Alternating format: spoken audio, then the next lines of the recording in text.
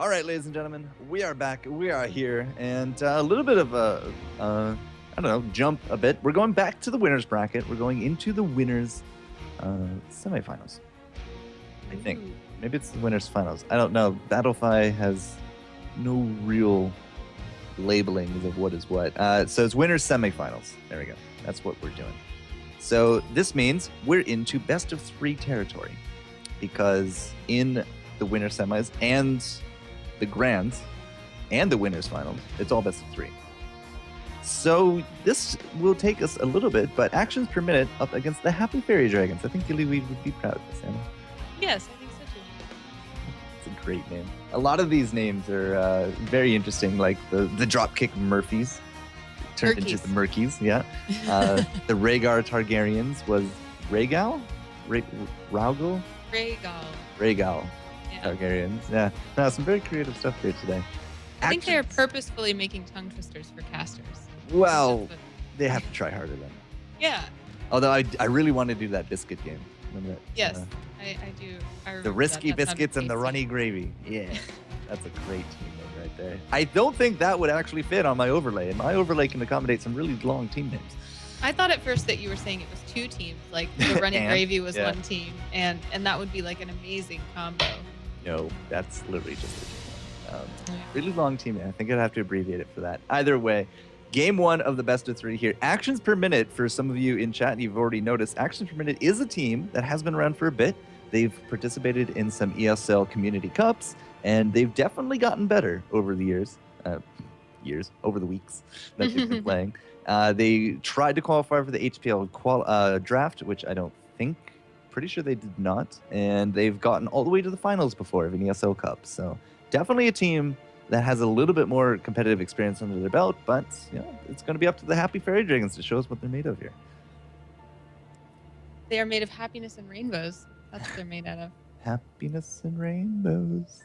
That's a song. I'm trying to get myself off the team because I am not going to be playing in this match. But while I do that, you should probably talk about the draft. Yeah, you should probably ask the team leader there to throw you into the observer slot. But yes, they have started their drafting, and it was actions that started things off here on Cursed Hollow. It was Stitches into a Rhaegar for our bands. Pretty predictable. We know that Stitches is a big threat, and so if you don't want to play against him and you don't think you can play with him, then you're going to want to ban him. Yeah, and this was definitely the map that kind of defined the Stitches play. When it came to it, before he became the 100% ban worthy, you had to ban him on this map because it's such a big map. The fishing hook has such a long range, and there's trees everywhere, which means if you get caught alone in the forest, then you are probably going to have a bad time with the big monstrosity. But their first pick was an ETC, so the battle count coming out for the forefront here of actions per minute. And that led us into a first pick Hammer and a Tassadar as a supporter. I like those. That'll be fun to watch. And we've seen the dominance of Hammer. We've seen how that siege can really help. And especially here where you're trying to capture tributes, being able to stand far away and interrupt a channel is going to be very valuable. Tassadar, of course, same thing. Can kind of, not quite as long of a range perhaps, but can also do a lot of that interrupting, just like we saw previously on Dragonshire. Yep. He can. He's definitely a good disruption. So the ETC is a good disruption, but the Tassadar is a great support. And okay, your webcam is good. Never mind. And yeah, Tassadar again, another very strong pick because it's such a big map, and he has Oracle, the passive, will reveal a huge chunk of area around him. Absolutely fantastic. The shields are great. If this is going to be a support the Hammer comp, then we're going to need at least another support and probably some really nice frontliner or double frontliner, double support, and you literally just protect the Hammer. But we'll have to see what the rest of that draft entails because it's a Nazebo and a Malfurion to go the way of actions per minute. Okay, seeming pretty standard. We've seen a lot of those guys lately, and Nazebo with that specialist and especially the zombie wall, like we talked about, being able to body block in some of those tight spaces or zone someone out while your teammate finishes the channel is going to be really valuable. And Malfurion, of course, being able to kind of root people as well as do a lot of good healing pairs really well with a tank like ETC as well. Yeah, and if you can't blow up the healer, there's no way to stop Tranquility except death. He starts channeling Tranquility. The only way to stop it is to kill him. You can't CC him like you can a Lily with her jug of 1,000 cups. You can actually stun that, so that's no fun. And I don't actually think there's any other channel with AoE heals. So yeah, Malfurion's a really good safe pick if you can't blow him up. If you can, well, he's not going to be much in the long run, but that's going to be up to the team and the Malfurion, of course. Flip side, Uther and Vala going to be coming to the table. So there's the double support that we were looking for the support the hammer. We got the heals and the shields and a healing ward from the Tassadar. So that's a really good setup. The anti-initiation is really strong with Uther. If they have a big dive comp, you just Divine Storm. Kill the Uther, that's fine. He can still Divine Storm. He's good like that because of the ghost form. But yeah, it brings a lot of control and a lot of protection to the team and some pretty insane heals, I gotta say. And you were looking for that dual support, so that's gonna make that hammer nice and protected and healthy. Yes, exactly right. Zagara is going to be the answer with Tyrande. So Tyrande and Malfurion, the lovers unite here in the lore-wise. And that's double specialist, no assassin comp from actions per minute. Interesting. Do you think Zagara can substitute in any way for an assassin with all of her damage? I think she's definitely the best bet to do that. She has good range, she has good lane presence, and with the Devouring Maw, she kind of almost brings like a Zeratul-esque power to the team fights. It's not a Void Prison, but if you get some people in it, it could definitely become collapse-worthy. So if you had to substitute any assassin and there's no hammer available, definitely take a Zagara. Kyr's no melees, but c'est la vie. Last pick here, Mirrodin is going to be the frontliner. So a good front line, good supports. Protect the hammer comp is in full effect. But double specialist from actions per minute. We'll have to see if that works out for them. Yeah, with something fancy like that, I always hope I'm about to see some kind of interesting new meta or something that they've found that they can kind of break, I'm looking forward to that. Something that they can break. Well, we just did see split pushing from the Targaryens, and we do got the double support, double siege this time. Could we see a Nidus network zip zoom around this giant map? Could, but if it's going to be a team fighting comp from actions per minute, and I do think it is going to be a team fighting comp, then what we're going to see is Devouring Maw, Roots, Stuns, everything set up for the Mosh Pit and the Ravenous. So if you can set up 2-3 of the enemies for that Mosh Pit, and then you got a Ravenous on top of that, I mean, you're golden. You're just flying. You're having a good game. We'll see. Yeah, we talked a lot about like the interruption and kind of being able to just keep the enemy team from capturing a tribute is almost as good as capturing the tribute itself, depending on what else you're doing with that time. So if, like you said, Zagara were to go Nidus Network and be able to kind of zoom around from top to bottom of the map and interrupt those tributes, that could be an interesting strategy too. But like you said, we're probably going to see more of a team. I've seen actions per minute in some of these other tournaments. That's how I know them. I got Sage and my friends, so I've watched some of their scrims. They don't feel like a split pushing comp to me. They're just not a split pushing team. They really do like their team fights, and every time we see them, they're getting better and better. So I have to see what they can show us here in the amateur league. But happy Faerie Dragons. I'm a little disappointed. No Brightwing. Yeah, it seems like they would be wanting to get her in there, but maybe that's all in the meta. Maybe that's what they want us to think.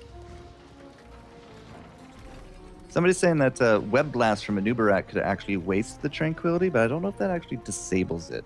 It might stop you from moving with the Malfurion, but I don't know if it actually stops the Tranquility right out. If it does, then yeah, take a Nubarak, but nobody wants to take a Nubarak because it's just so far down the totem pole in Warriors these days. It used to be a lot stronger. 4, 3. We're seeing 4 lineup mid over here on the side of action per minute. Or is that... I always get confused with my sides at the beginning of the game. Blue's on the left, and that is actions per minute. Yeah. Got it. Okay, good. Actions per minute.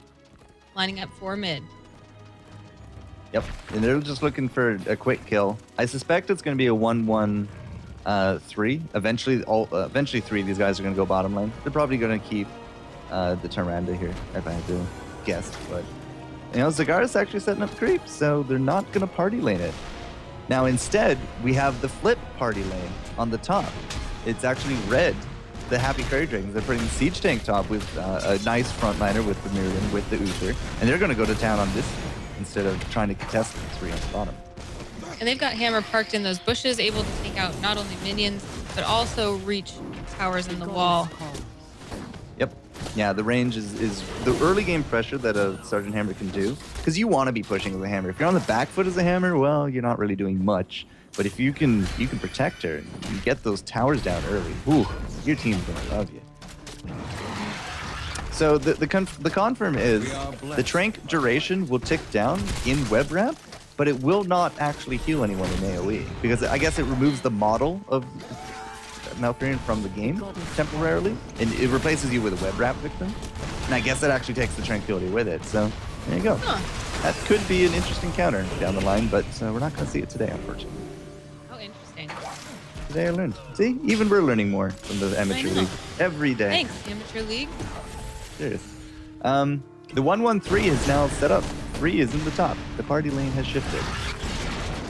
Yeah, and like you said, I think here on this map, would you see any reason to have a party lane in the bottom other than habit? There is, for the blue lane, a lot of the time you'll set up party lane because the boss is in the bottom there. Mm-hmm. So if you take away the gate, or even if you can like destroy, the fountain or the turret there in the bottom lane, and you get a boss that pushes down the bottom lane, there's so much less in his way. He can just go to town on the fort. He can push all the way up to the keep towers. And it's the same for red. Red will put the party lane top for the same reason. Or they're going to put it bottom to contest the blue push. It's invariably one of the two. So it usually is the 1-1-3, and now you can see actually the rotation into the mid here. Download and Inkling have come to join Malfurion in the mid. Looks like they're trying to swamp it up a bit. And you might say why? Why are they actually trying this? And there's actually something of a decent reason that somebody explained to me is if you put the Sergeant Hammer middle, and then, you have a, what's the word, tribute, there you go, spawn, you don't have to go nearly as far if it spawned twice as far, right? So it's like a response. So it's working out really good here, because you can see, it was top anyways, but even if it was bottom, she was already mid, which means she wouldn't have to come all the way down to the top if she wanted to contest it. That makes sense. Yeah, it was an interesting theory, and I think it worked out. Most of the time I've seen it work out. We're seeing both teams avoid that lemming strategy, making sure that they're going in all together instead of one by one, which is great. And we do have both Nazeebo and Pastadar down there in the bottom lane, making sure that they're soaking and defending while that is going on. Yeah, it's a big 4v4 fight. Tassadar versus Nazeebo. That's an interesting kind of pain for games going back and forth. I mean, Panda Jigu there has himself the healing ward. He has the shields, so the upfront trades are his. But Nazeebo, who's again a Harlequin, looks really good. It's in honor of 4-core Jester, obviously. But Obviously. He'll gain back all that lost damage just from soaking creeps, because every time something dies near him, he gains 1% hit points and mana back. So it's different styles of bruiserdom, different styles of survivability, but it's hard to call who actually is going to win that lane, and I don't think either really anybody's going to win. I think they're just going to wet noodle fight it. And the blue team was able to grab that tribute, so they have 1 of 3 tributes. But as we've mentioned, until you get 3, it doesn't really matter. So Happy Fairy Dragons is not too worried at this point. This is the first time we've seen Cursed since our first game. And definitely, we're not seeing those lemmings, as you said. The teams are definitely doing a better job of controlling their lanes. They're definitely soaking much better. The experience is literally neck and neck as the second tribute's about to spawn here. But Sergeant Hammer, see, this is the problem. Sergeant Hammer's way up top, right? And this tribute is way down bottom, which means that there's almost no point in coming down. And you can see there is no point. They're not going down. Mr. Savage and Don Lu are just going to battle it out as the rest of the teams go head-to-head for this tribute. Yeah, and it looks like we had just 2-on-1 really quickly down there with actions per minute having 2. But even just Uther being down there to interrupt keeps them from grabbing that tribute, and they know better than to just go 2-ham right away, as the rest of the team was on. Right, so this isn't exactly a poke and soak. It's more looking for footsies, waiting for some kind of advantage. But both teams are level 9 now. They're pretty much, again, neck and neck with the experience. Oh, this could be the changer. Meadowtown goes in. Had that combo with the stun and the roots paid off from the Meadowtown engage.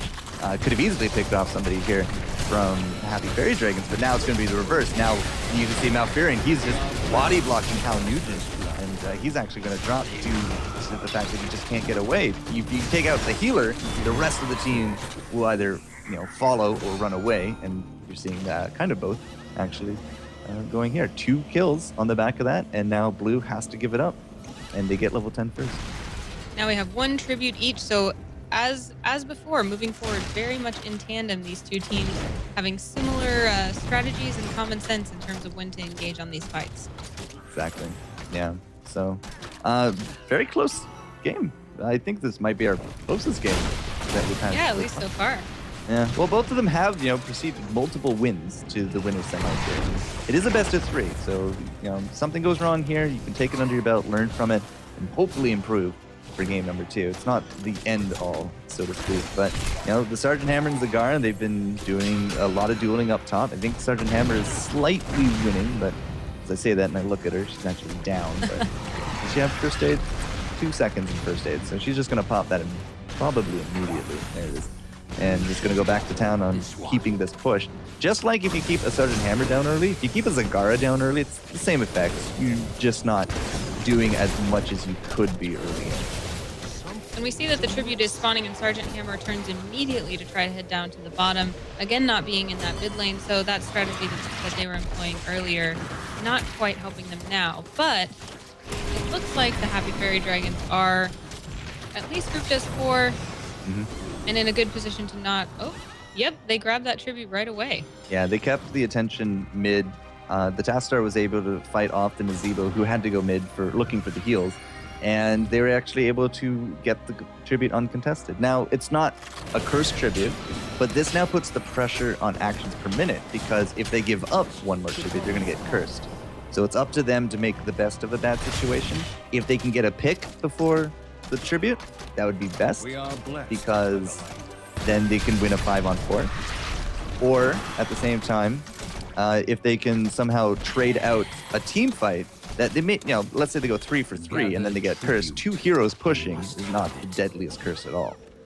So they need to at least go even in this next team fight, but you're almost forced to contest. If you give it up, especially in higher level games, you almost give up way too much, but sometimes things can surprise you. Yeah, UTC hiding in the bushes, ready to attack that Uther as it comes in. And it looks like, yep, we're avoiding the lemming, so that's very good, although... Oh, that's for the Maw. Meadowtown is ready to go. There's the Starfall. Oh, there's not a good grouping here for the Mosh Pit, but Don Lu's going to be okay. Pops out that first aid. He's going to get away. The Starfall did some pretty big damage. Good body blocking on top of the Inkling. Yeah, an actions per minute.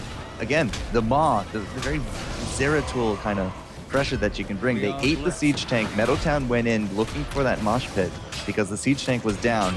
And popping out the Siege Tank into a Starfall, Ravenous, and Mosh Pit, that you don't live through that. It doesn't matter who you are. You're stunned, you can't move, and you're taking massive damage. So yeah, they contested, they got the curse, which means we're forcing a curse next tribute, and both teams are basically, they're going to be bringing full power to the fight, for sure. Yeah, as viewers, we can look forward to a serious team fight at the next tribute because both teams are do or die in terms of being cursed. So that's going to be really exciting. And in the meantime, what are they looking to do? They've got time before that next tribute. They know they've got to be ready to be grouped up, but what are they going to try to do? So if you know that you're going to the tributes, you want to look for some merc pressure, because everybody is not going to be in lane. That could actually lead some really intense pressure for a boss to be pushing down, because it's going to go uncontested, or siege golems, or sorry, siege giants, or your bruiser camp. And right now, we do got actions per minute. They're going to elect to go with some siege giants, and they're going to be pushing down top, virtually uncontested, and there's no gate there, right? So they don't have to deal with the gate. They can just keep pushing up with the creeps and start working away on this fort while everybody's going to be busy with the next team fight. Now the problem is... the tribute is spawning now top, where a lot of Happy Fairy Dragons are lying in wait. Yeah, I mean, they went down to their bruisers, and you can see that they immediately stopped when that tribute spawned, and they're going straight up there. So the siege golems would have been, the siege giants would have been great, 30 seconds later, like now. But instead they were a little bit too early, they mistimed it, and they're not going to get anything. We see Happy Fairy Dragons doing what we've hoped a lot of teams would do, getting in the right position, making sure that their frontliner is the one kind of engaging. And now he's going around back. Interesting strategy. Try to pull them out of position. Yeah, well, Sray's going to jump in there with that Avatar, but that's a massive amount of damage. We did get a cleanse out there from the Uther, so it is not going to be any kind of big CC here. Hackett has to be very careful here, and you see the double heal on top of him. Nettletown is now very far forward. 2 people in that Maw. And Nettletown, we're looking for that mosh pit, but he got interrupted on the calves. That put a 10-second cooldown on it. Now we can bring it back to bear, but you see we also don't have the Ravenous Spirit. It did not go down because we didn't get that mosh pit.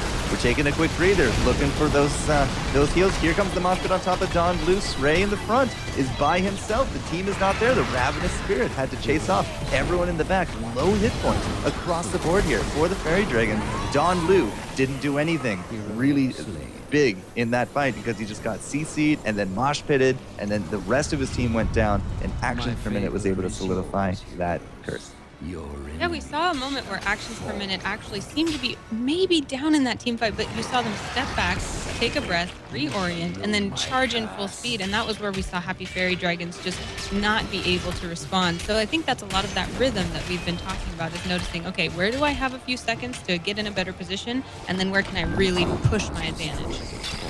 Now, a common tactic on the back of a tribute and a curse is to go for the big Merc camp, because the enemy team has to deal with just the default push that is coming in. Their towers don't attack. Their minions are one-shot. They're not really going to be able to put up a lot of fight without help from the heroes. So the heroes are usually spread out into the lanes, which you see here, and they're usually trying to curb the amount of damage that these mercs are doing. Nobody's bottom lane. Look at this creep wave. This is a big creep wave that's starting to really take down the hit points on the sport. So what do? You go for a big objective like the boss, because you know the enemy team is tied up. This means on the back of a curse, not only are you likely to get forts after a good team fight, you got kills, now you got a boss pushing down a lane, which again, you're kind of dictating where the enemy has to go, which gives you a lot of map control. Right, and a lot of knowledge. Having knowledge of where the other team is really valuable to you, because it lets you know where you're able to push and where you should defend. Yep, and look at this. EGC goes right on top of it. Face melts the dwarf off. He pops out the Avatar, but the Devouring Maw and the Zombie Wall takes down the Uther. Sray, on the very skin of his teeth, was able to get out of that one. The Owl is going to be enough to grab the kill on the dwarf. And they went, the Actions went bottom, got a boss, immediately went up to the next one because there was nobody on the map. They said, all right, they have to be doing a boss. They can't do it very fast. They got in, they stole it. We got 2 bosses now pushing. Sergeant Hammer wasn't in that fight. She was bottom lane dealing with that golem. So you see how these advantages are starting to roll together. That is just the worst feeling when you put everything you've got into getting a boss and then it gets stolen from you. And now the Happy Faerie Dragons are kind of on the back foot thinking, where do we defend? Where do we take advantage? How can we get out of this mess?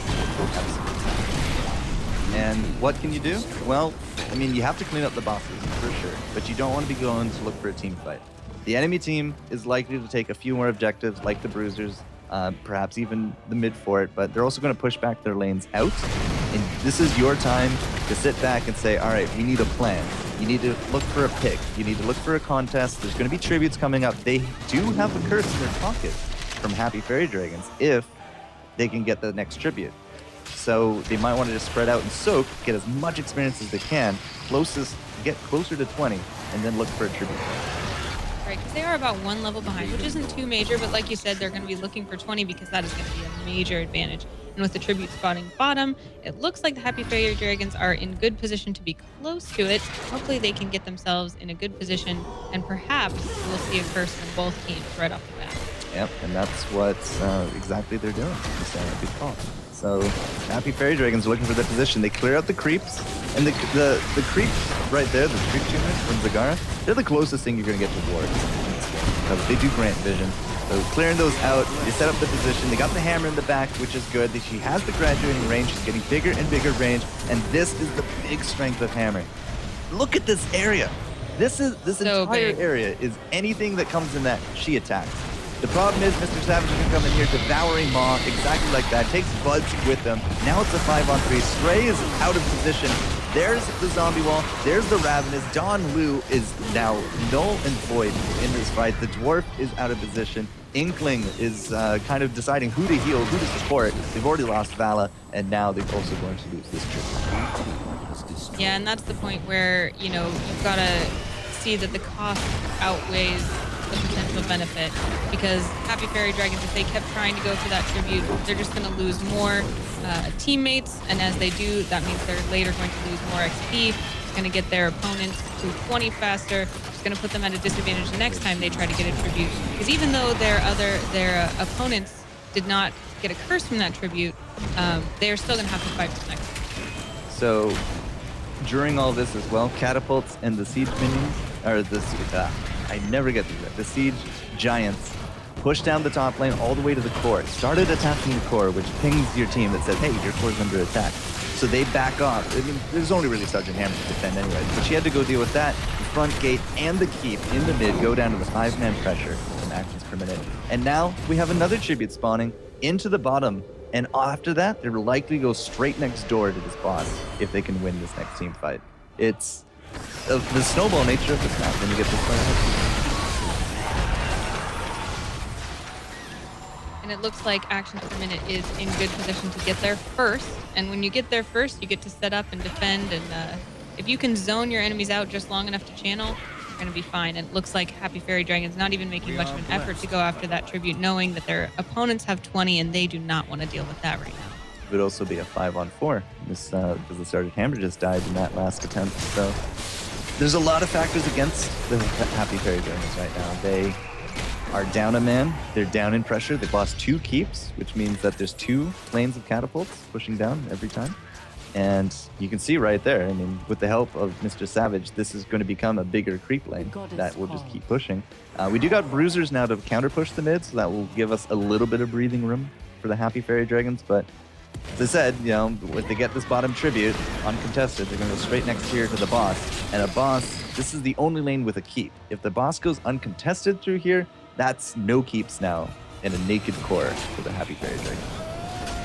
Yeah, I would say that they're really, really hoping they're going to get lucky on a tribute spawning position. Maybe that's why they're setting up in close to mid here. Because if they could get a curse, maybe they could push their way to kind of evening up this advantage that it looks like actions per minute has been in the game. And they will maintain this 20 for a good little bit yet. We're not really able to soak a lot because we're afraid of overextending from the Happy Fairy Dragon. So it's a very painful crawl to 20. And it's the worst thing to lose a team fight when you're just so close to 20 and the other team has all their Storm tier talents, which are these ones here. It's a devastating kind of feeling, but I mean, Fairy Dragons, they're not even going to contest this. They're just going to get cursed. And it's pretty heartbreaking for this late game because this is almost guaranteed to be game over now. Yeah, that was interesting. They kind of backed off and thought that they might go poke, and then decided it wasn't even worth it. But if I'm Happy Fairy Dragons at this point, and I know that curse is probably going to be the death of me, I'm going to at least put up a cry, because obviously I don't want to engage 19 into 21. But if it's my only option, I'm going to try and maybe get lucky on a pick. What do you think? Getting lucky on a pick is extremely hard, but I mean, you're right. That's your best way to get back into it. Strength in numbers, right? How often have you seen actions per minute split after like level 13? They're always together. Strength in numbers. You can't deal with that. Well, maybe they can. I don't know. A little bit of overextension from the actions. We had the Ravenous go out to really no effect. We got the guard now throwing down her ult on top of the Panda, which is not doing too much. The Divine Storm was actually really good from Uther, but it does actually look like the positioning is going to be enough. There goes Don Lu. We did just lose out the Uther. The boss is pushing down the core, which is firing back, but nothing else is because of the curse. 2 catapults. The bottom keep is dropping, and actions per minute with 4 men still alive are going to take this game number 1. This is one of the dangers of first picking a Sergeant Hammer, is the straight up counters that are available. Every team fight, what did Zagara do? She mod the hammer, and she became a null issue. Like, all that power, gone. Just like that. Yeah. And then as soon as she's out of the maw, everyone is able to focus her down and just take her out of the fight for good. Exactly right. So, that's, however, only game number 1. It is a best of 3, and this means that actions per minute and Happy Fairy Dragons will clash at least once more, and they're going to get their way going here with some map bans. So we're going to take a quick break, and when we return, game number 2, and we'll talk a little bit about that map and what it entails. But this is tournament. Well, this is winner's life for the Faerie Dragons. Whoever does drop will go into the losers bracket, and I think we're probably going to the winners finals after that. But of course, we will let you know. And Miss Anna, will see you in a few minutes.